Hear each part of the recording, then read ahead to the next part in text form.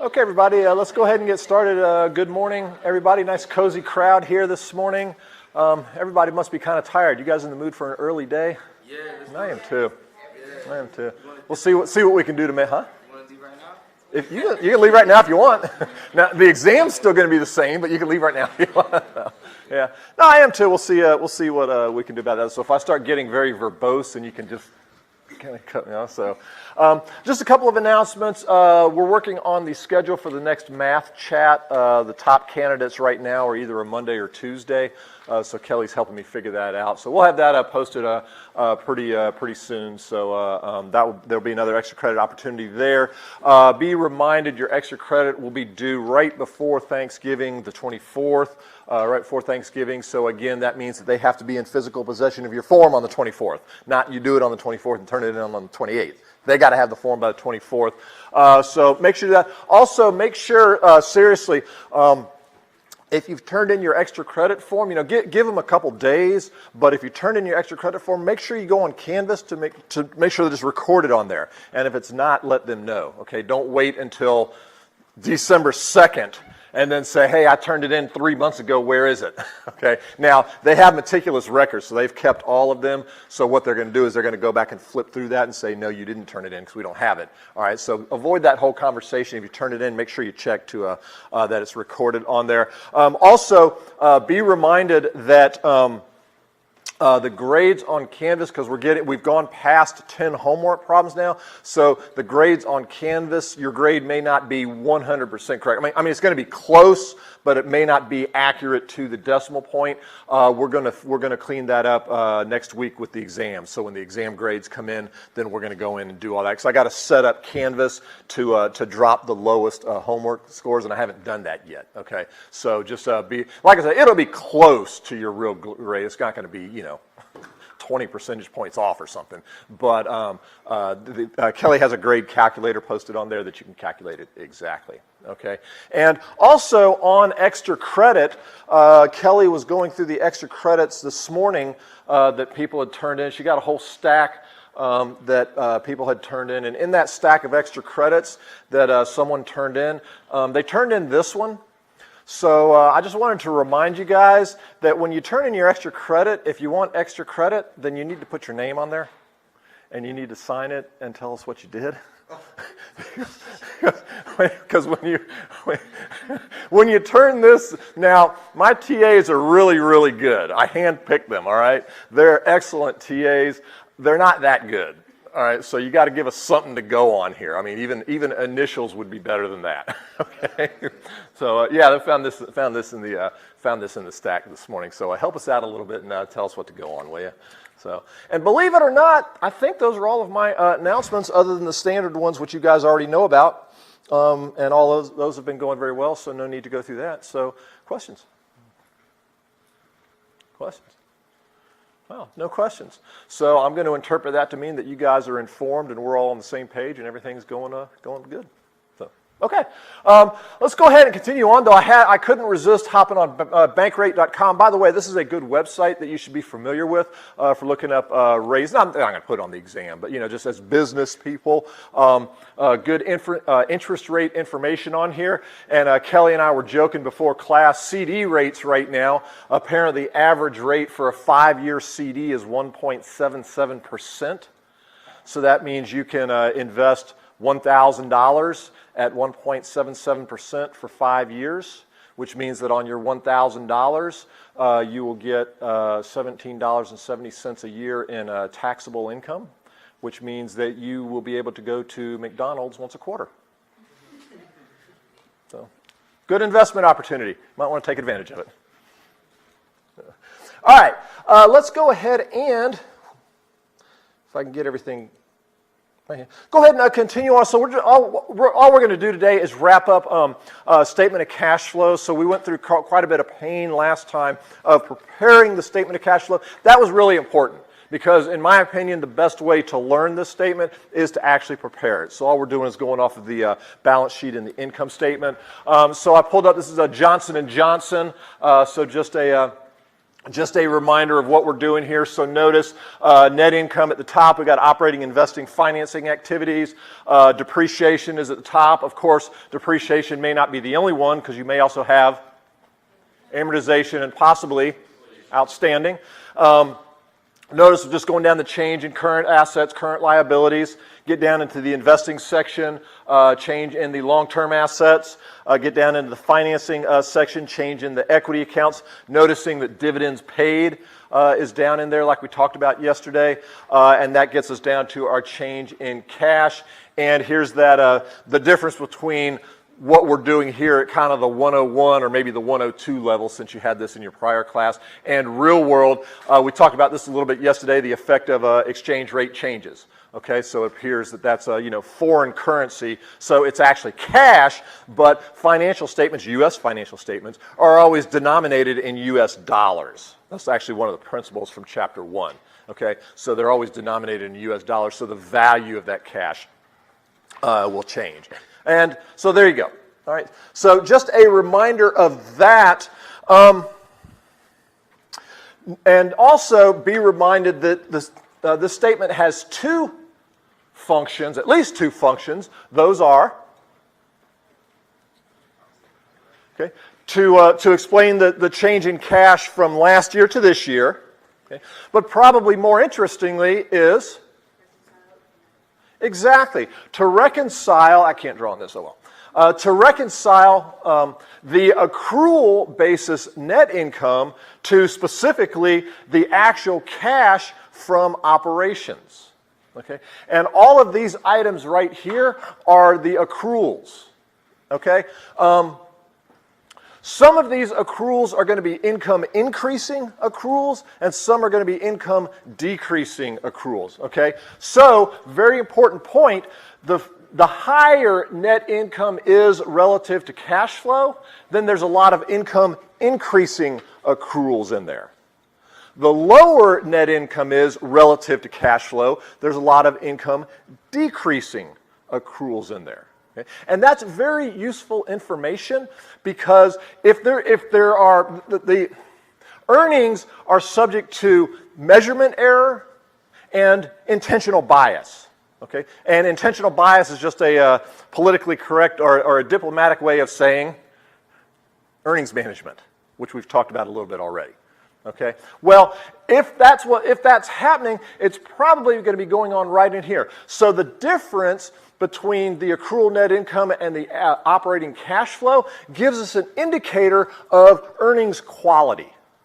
Okay? You know, companies release their earnings. In fact, one of your classmates was telling me Facebook released their earnings yesterday, and their earnings beat expectations by quite a bit. Well, a couple of issues there. Number one, those earnings don't include other comprehensive income. It'd be interesting to look and see what was going on there. In fact, if you think about it, go do that.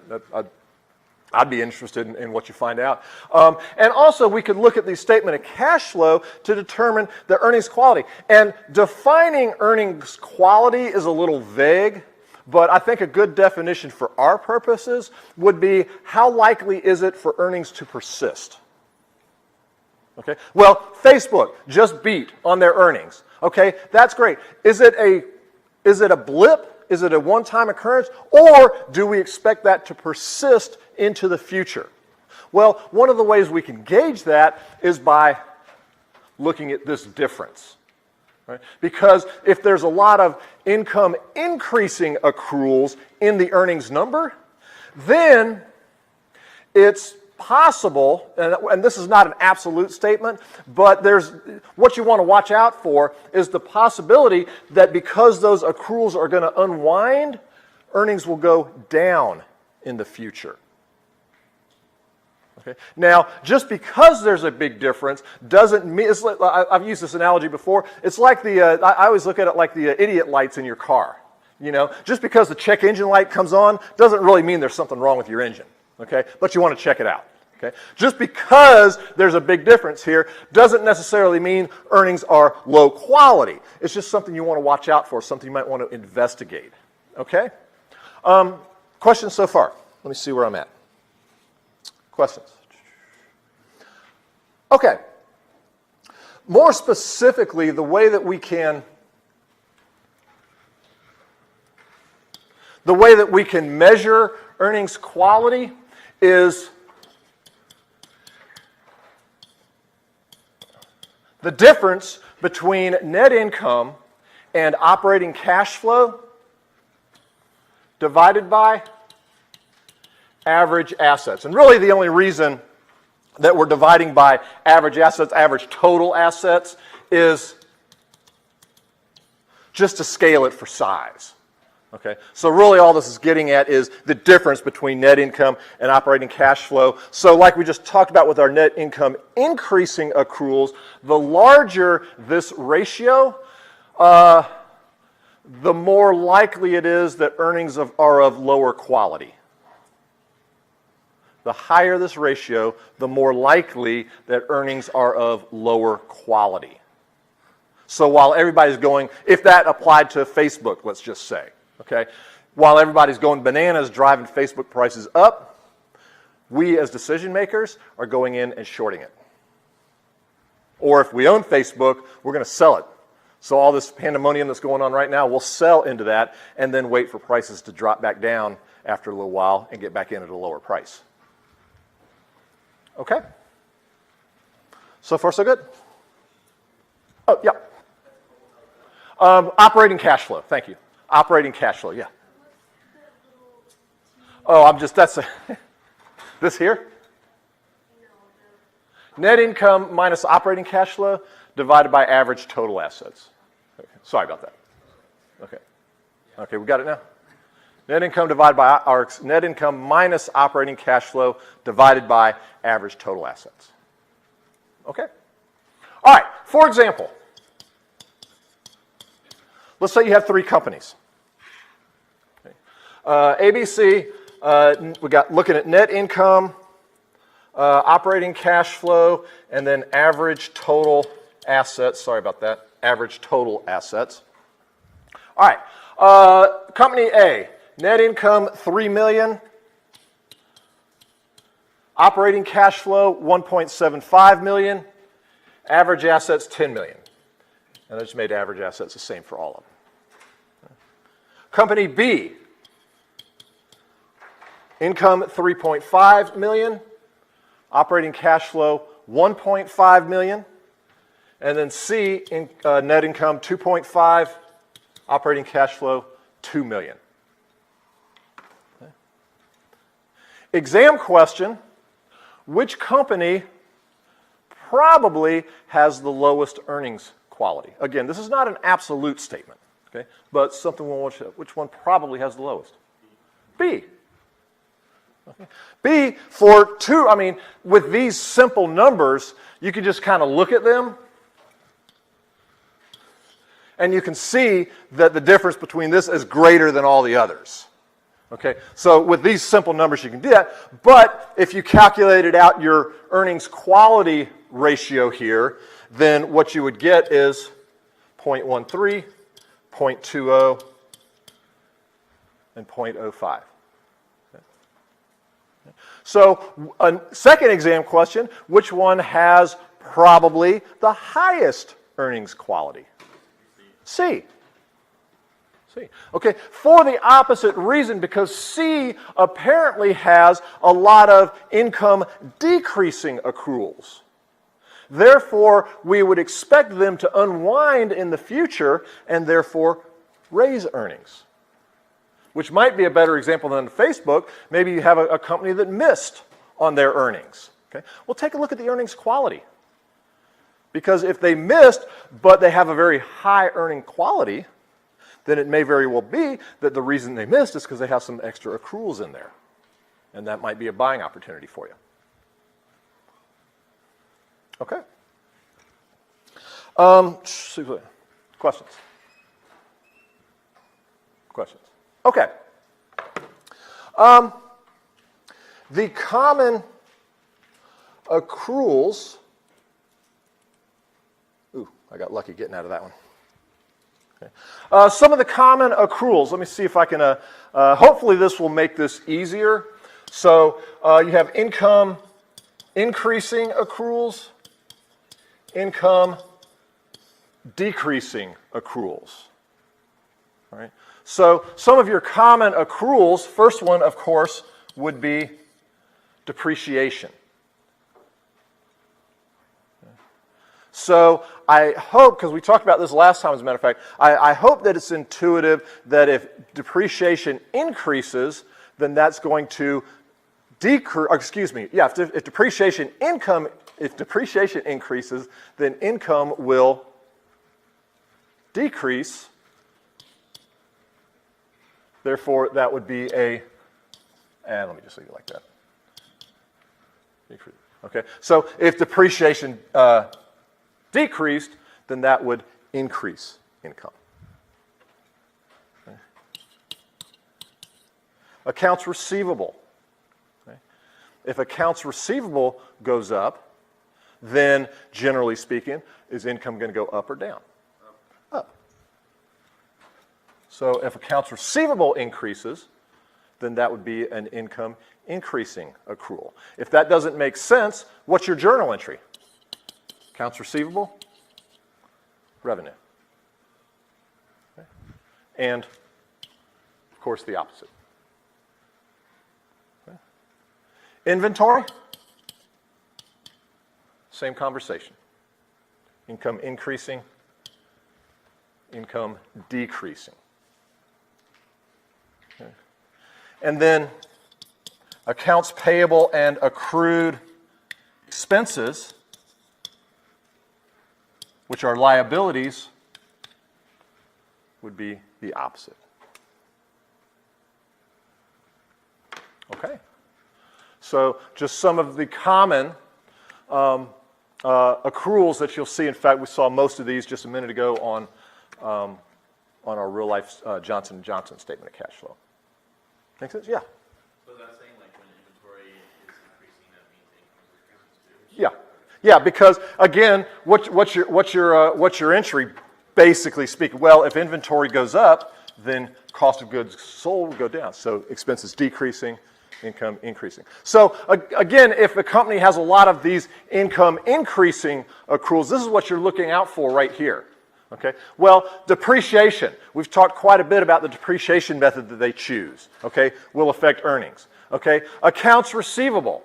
Well, if accounts receivable is going up, then hopefully that's through legitimate sales, but it could also be because they're trying to boost their earnings by accelerating income into this period that really belongs into next period. Does that make sense? Okay. So if they put revenue in December 31st of this year, when really it belongs in January 2nd of next year, okay, then income will be higher this year, which would be the point of doing that, but it's going to unwind and be lower next year. Okay? That's what we're looking out for, or at least one of the things we're looking out for. Okay? Inventory, and the opposite would be true with accounts payable. Okay? So if they were buying something, then what they would want to do is defer expenses. So if they deferred an expense that really belongs December 31st, but they defer it to January 2nd, then it's the same effect. Expenses go down, therefore net income goes up this period, but that would unwind next period. Make sense? Well, if it doesn't, I made this spreadsheet right here, assuming I can get it going, to hopefully illustrate that point. Okay, I'm cutting off the top, that's all right. Okay, so this is a spreadsheet. In fact, what I should do is I should post this on Canvas for you guys to play with. But kind of a down and dirty spreadsheet, so I didn't spend a lot of time making it look real pretty. But here's what it's illustrating. Okay, so let's say that you have, this is last year's balance sheet. Okay, so this year, okay, what in terms of economic reality, okay, final exam review, that's the purpose of financial statements. So economic reality, this is what's correct. Okay, so sales, $100,000, expenses, $70,000, net income, $30,000. Okay, here's this. What I assumed, just FYI, is that half of the sales were collected this year, and the other half will be collected next year. Expenses, half the expenses are paid this year, the other half will be paid next year. Okay, just an assumption in there. Okay, and then the statement of cash flow down here. Okay, so here is our difference between net income and operating cash flow is our measure of earnings quality. Okay, so in terms of economic reality, let's say that's what should be reported. Okay? But due to either measurement error or intentional bias, okay, let's say that what they've done is they have accelerated 1% of their revenue that really belongs next year, they've accelerated it into this year. Okay? So instead of sales of only 100,000, they're reporting sales of 101,000. Okay? Similarly, they're deferring 1% of their expenses that really belong this year, but they're deferring it to next year. Okay? So their expenses should be 70, but they're only 69,300. Okay? So what net income should be is 30,000, but because of these misstatements, either intentional or otherwise, it's 31.7. By the way, kind of a side note here, noticing that those little 1%, and I'm going to talk about this in chapter 10 a little more, but those little 1% changes result in a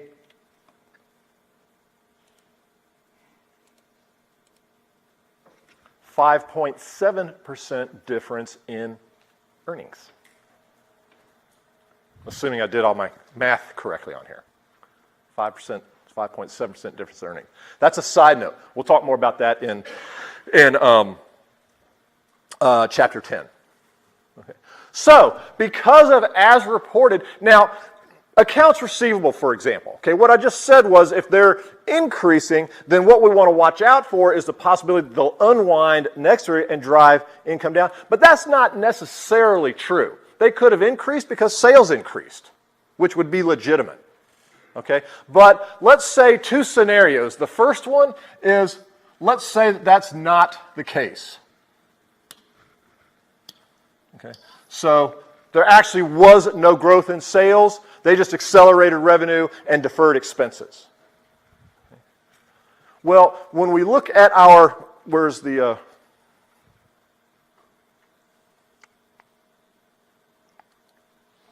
hang on. Oh, there we go. Okay. Let me, bear with me one second. I didn't realize that I cut that off.